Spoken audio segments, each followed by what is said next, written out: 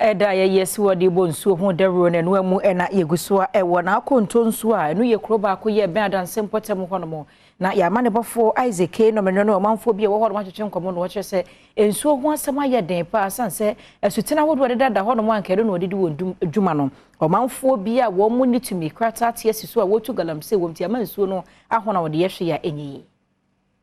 Adom Kasee e de apobe piemu awo Ntonsua ewo oboase mensini emu de de piemu ha nyina ane se anna aye ewiase nyina nsuo eda a yedie eno ane de be pie krodua mu e ba behwe se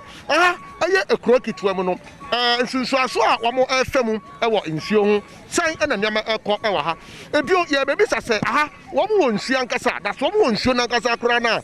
nsunsuaso ben ena ede ebre wo mo wo hye aye mbachi he ya nsuo wei ane nsuo a nipa wo Ntonsua krodua mu no ebinom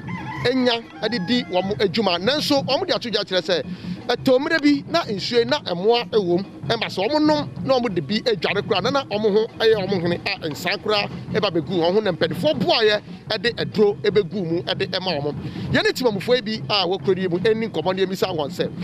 nsuo hu sam atisan ewa ha emra kakra no ya nom no na ya ho kekaye ema ya ho ye he to mu de adro ni begu mu ne de eye ama ho pene no agya ya na ya adwenye ye se yensuo no na de saa wa ha no abla ye tie ma mpanyifo na hwete ema wo mo de aduro ebegu daria ne na sefo no etimi de ba ama na nse kam ka se omonim so na omo di dware a rushes big gugu omo de mo titi omo ne ade ade ka so omo di ndro begu pipe nim de ntino we fro okode na bibia kama yipie panipa wa no so oboase enso ewa ha nsuo a enye ewo nsunsuaso boni bebre ewo nipa apomudin mu de din kan eye Premtobre Kasee